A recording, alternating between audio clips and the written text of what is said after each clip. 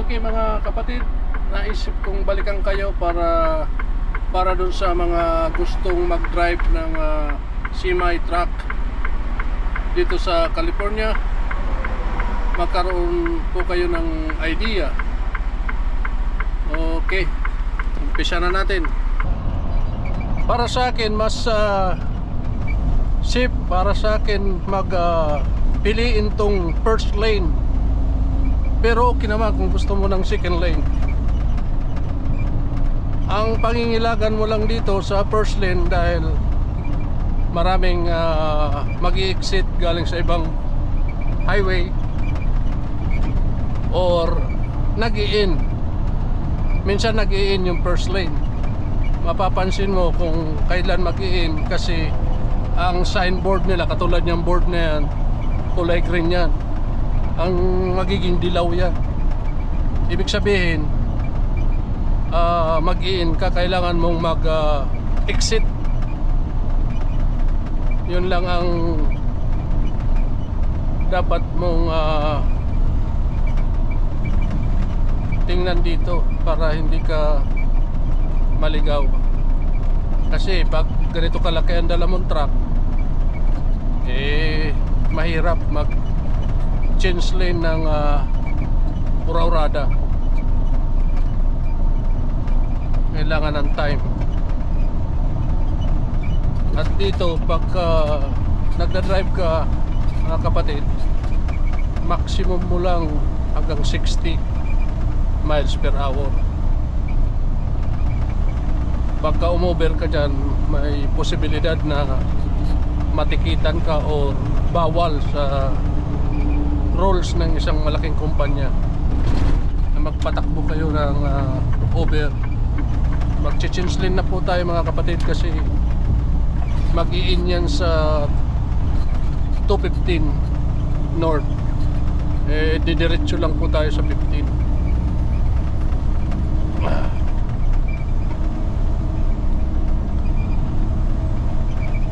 Yan lang, ganyan lang ang pag ikaw diretso ka na sa lane na yan, ganyan lang ang pagdadrive. Hindi yung papalit-palit ka kasi sa panahon ngayon maraming matatapang, maraming maiinit ang ulo. Para makaiwas ka sa gulo, kailangan sumunod ka lang sa tamang pagpapatakbo. Yan, pag umaabot na ng 62, 61, medyo laylo ka naman. Kasi ang speed limit ng truck na ganito 55. Pero okay naman lumagpas ka, siyempre hindi naman laging ganun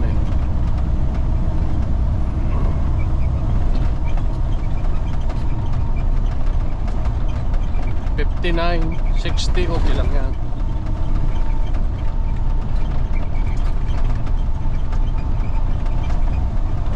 Ito ang tawag sa freeway to. Ito ang freeway 15 north. Papuntang north tayo mga kapatid.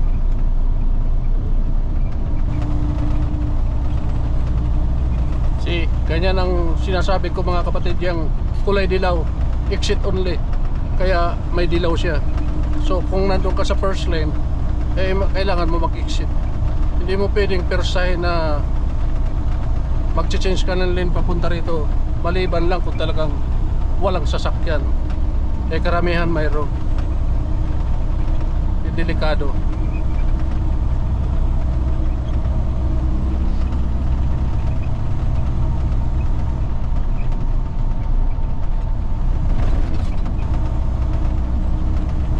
Yung mga kapatid, yung isang yun, medyo illegal na yun. May huli ka na dyan mga kapatid pagka dyan ka.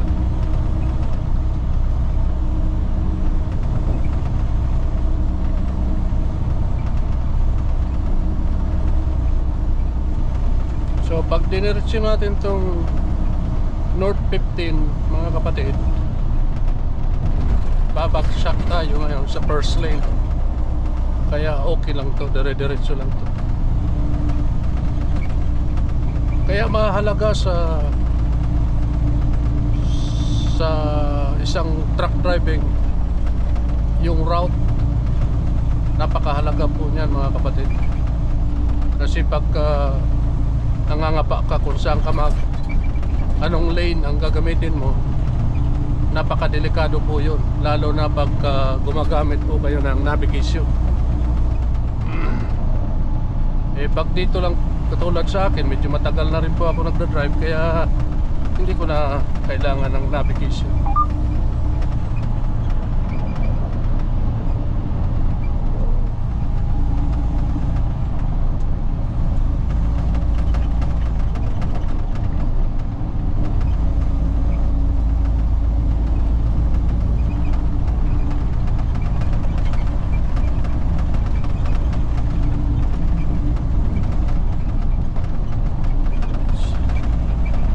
So ang oras natin dito mga kapatid sa California ngayon is 10:39 ng umaga ng AM.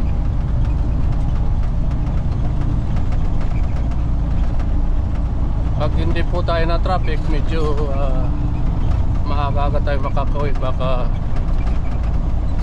mga 8 hours 8 hours lang po tayo nagtrabaho.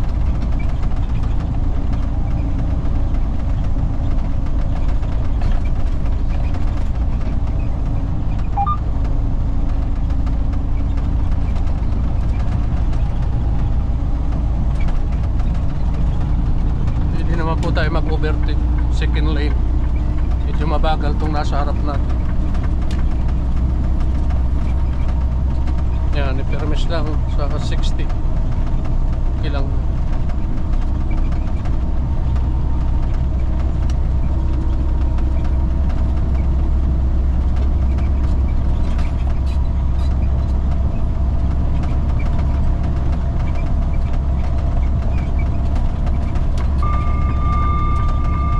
Balik tayo ngayon sa first lane para walang magalit sa likod. Yan. Diyan lang, ganyan lang ang buhay.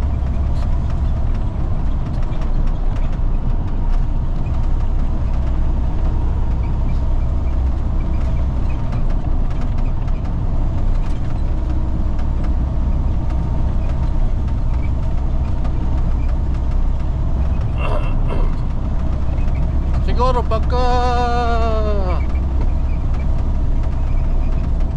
gusto nyo kumuha ng CDL license Class A kung tawagin,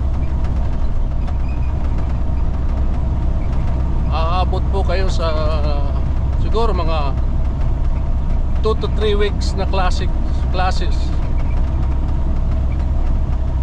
bago kayo pupunta sa DMV para mag-exam, para ma-issuean po kayo ng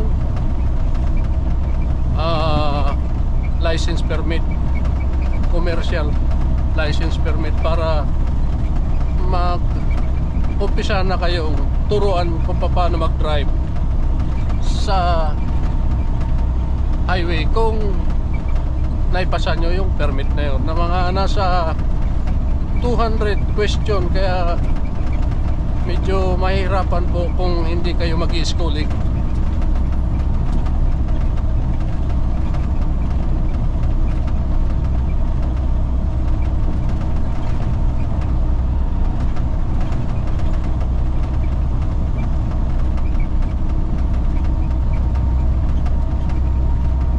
Yan o, napansin nyo mga kapatid, yan, kulay dilaw, exit only. Kaya malayo pa, mapapansin nyo na pag dumaan kayo sa lane na yan, magdung lang kayo sa exit na yan. Kailangan maging pay attention kasi yung tracking na katulad nitong malaki. Kasi pag napasok ka dyan, medyo mahihirapan po kayong mag-change ng lane para bumalik sa lane yung dapat na diretso lang kayo.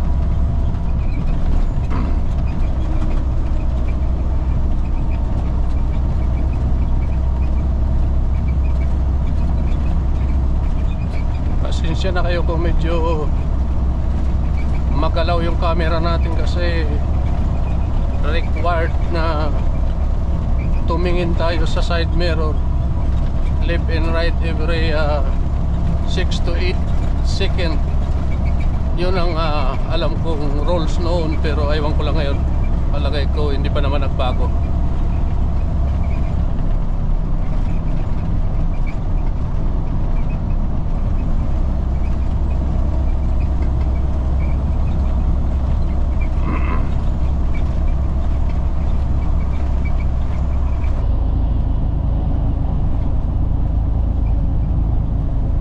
Pala mga kapatid, mahalagang bagay na sasabihin ko sa inyo. Kanina pinag-usapan natin yung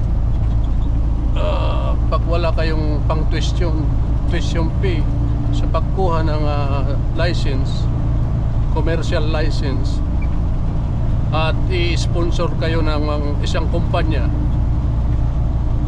at nakuha nyo na ang CDL nyo at hawak nyo na, at mayroong maliit na trucking company na nag-hire sa inyo na local, halimbawa sinweldoan ka ng maayos, nandun na, binayaran ka na, okay naman na hindi ka pumasok sa kanila, okay naman yun eh. Kaya lang, ang pagkakaiba lang doon mga kapatid, isisin kayo ng bills.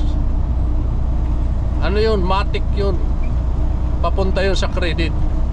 Kaya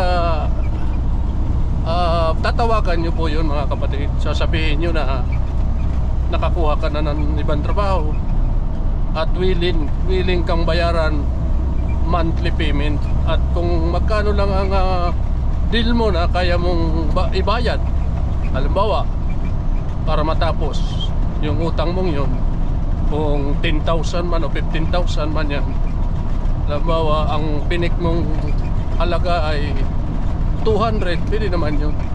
200 a month, babayaran mo siya. Pero medyo ano lang, medyo siyempre pagkatapos ng lahat na tinulungan ka nila, doon ka pero kung yun lang naman kasi ang kaya mo na mag-local, ayaw mo. Kasi ganito yan mga kapatid eh, once na nakakuha kang CDL at doon ka pumasok sa nag-sponsor sa iyong kumpanya para mabayaran mo yung utang mo na binayad nila sa tuition fee mo, ang destinasyon mo niya mga kapatid, all estate, tinatawag na over the road. Sasama ka sa mentor ng ilang linggo para makumpleto mo yung requirements bago ka bibigyan ng sarili mong truck. At ngayon, bawat order, bawat dispatch niya sa iyo, kailangan mo sundin. Hindi ka pwedeng mag-complain. Halimbawa, sinin ka sa New York, sinin ka sa Texas, Alabama o saan pa man, talagang gagawin mo yun mga kapatid. At yun ay umpisa ka sa mababang per miles, yung per miles.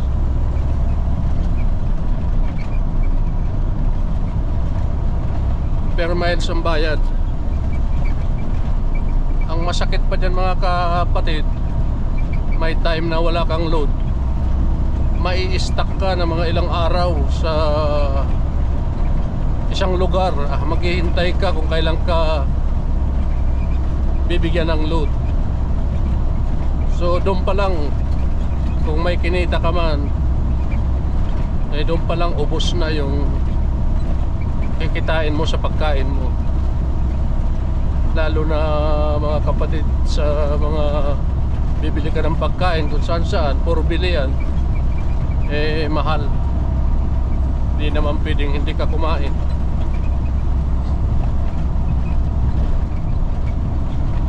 Ganon lang ang medyo hindi maganda sa over the road at sari-saring weather. Kaya yung mga matatagal sa over the road na driver, talagang mga professional yan. Maraming mga karanasan yan mga kapatid.